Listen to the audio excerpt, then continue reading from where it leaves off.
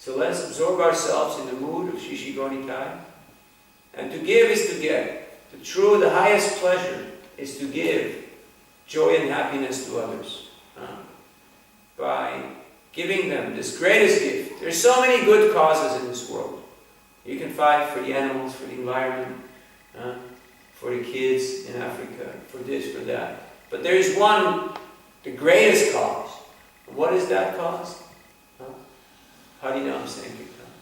It is that process which is the heart transformational process which can make a difference in everybody's life. So thank you for taking this Harinam Sankirtan process seriously and working together as a team. This is what is attractive. Individually, we can all be stopped. Just like any finger of the hand, you can break any finger. But you can't break the fist.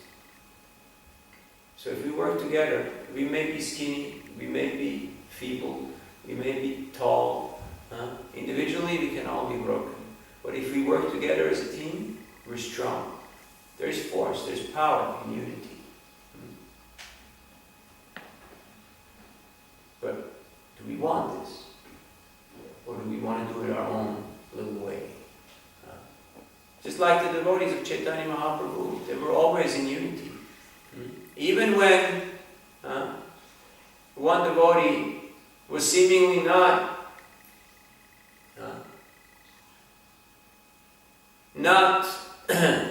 getting any mercy or any service from Chaitanya Mahaprabhu, the devotees were still merciful to that devotee and gave him some service. So everybody should be allowed to do service. Not everybody is qualified to live here, but everybody is qualified to do service. And that's the wonderful thing about Sankirtan. Everybody can do something for the Sankirtan movement of Chaitanya Mahaprabhu. Hare Krishna. Any questions? Yes, 1, 2. In regards to this, we should be like the bumblebee. We sit a little bit next to our hand and bring it back to the hive. I was just thinking about, like, from a new devotee's perspective, there's like years till we come through the Bhagavad Gita, Srimad Bhagavatam, screw myself. So, can you like start to take a look at the Chaitanya Charitamrita every now and then, or is that off limits? What do you think? I would like to. Of course. Already you're reading teachings of Lord Chaitanya every morning. It's like summary study. It's like the essence of Chaitanya Charitamrita. Yes, you can. But you have to understand also that Lord Chaitanya Mahaprabhu wanted us to study the Bhagavatam. So we can't just, okay, let me read these books from the end to the beginning, start to the end. Then I see how the story, the plot works out. No, there is a sequence. But at the same time, it's permissible. We have also Saturday morning, Nirada, Prabhu, Yeah. between Chaitanya and Chaitanya. But you need guidance, because some of the stuff is quite esoteric and quite elevated. What was that? I said it was several years ago since we had Chaitanya Charitamrita class in the morning. But 7 years ago. Several years. No, I said Nirada, Prabhu. Sometimes we have had just recently. On Saturday morning. Yeah. So that's more several years ago. But it could be. It can be done. It can be done. All right. Yes. I've been told that, yes, I don't really belong or own anything in this world, but still there's some things which are his, and still there's something which is mine. It's not like everything's Krishna's, so I go into your locker and I get... No, you have your quota. You have the things that have been given to you for your service. But, you see, there's a difference. It's like a viceroy. The viceroy is the representative of the king. He accepts things on behalf of the king, but he doesn't claim them to be his own property. It's like people ask me for money. I say I don't have any money. Now I do have money, but it's not my money. So I don't have any money. I don't have any money. I'm carrying somebody else's money. You understand the point? I'm taking care on behalf of somebody else. That's nishkinchana. You may have things, but you don't claim proprietorship because you feel they belong to Krishna, or they belong to the deity, or they belong to the temple. Then you're peaceful. Otherwise, if you think that this is mine, you'll never be peaceful. You'll always be disturbed. But yes, we differentiate, we distinguish. It's not that because it's Krishna's car, oh, it's a temple's car, Nobody cares about it. Proprietorship turns sand into gold. But a devotee always understands, Bhaktaram Yogatapasami, he always understands who's the supreme proprietor and enjoyer and controller.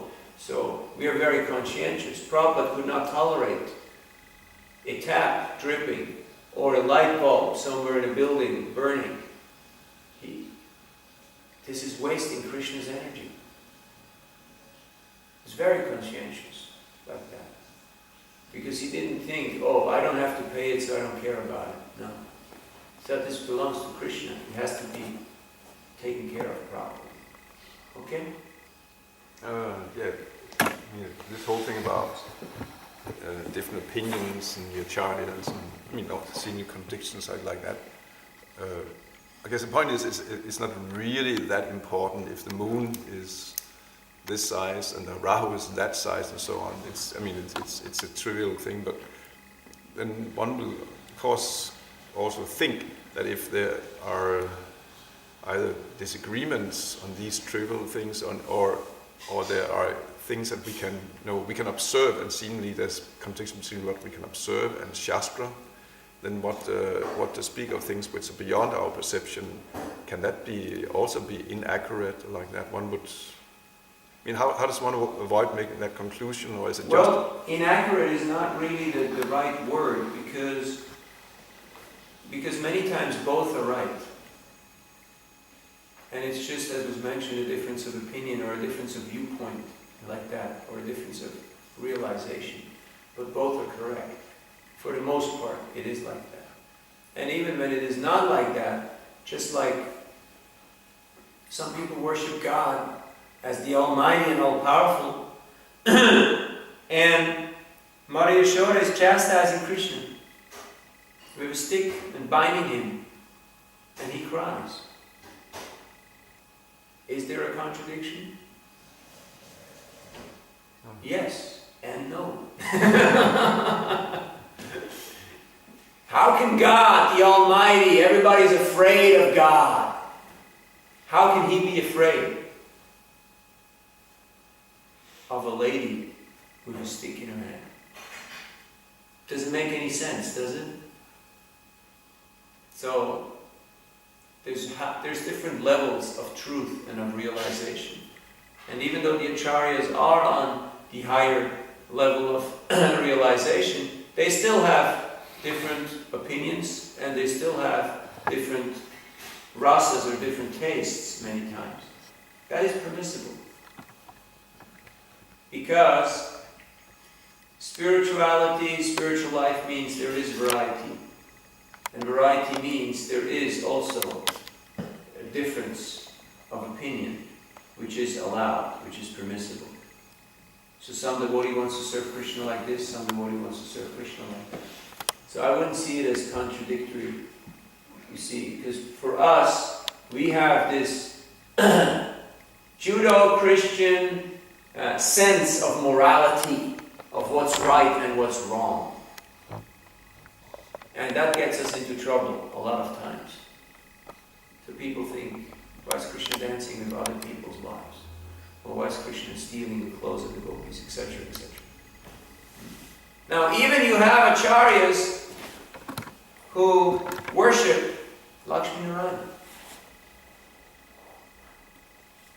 They're worshipping the Lord in all grandeur and all opulence, and they're not getting into these other topics. For whatever reasons, there are many reasons, which are bona fide reasons, but they're more attracted and they prefer to take this approach. And that's fine. That's perfectly authorized. And some, they have another type of viewpoint and attraction. And even though it may be very contradictory, if you look Dwarka and Vrindavan, it's like really two different sides of the spectrum. But it's both the spiritual world, and it's both Krishna, and it's both very sweet, like that. So there's room for difference of opinion, and there's room for difference of personalities, which is very comforting, because if we all have to be of the same, then it would be very boring. I think Krishna also enjoys when the people are having these arguments.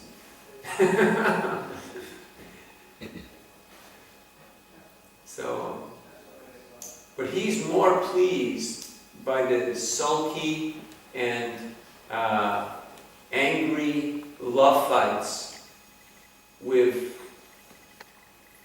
Satyabhama than by the Vedic praises and prayers of the demigods. So Krishna is more attractive to them. But from our perception, we can't judge or pass value judgment on what's better, because we're not in that position to do that, to pass that judgment.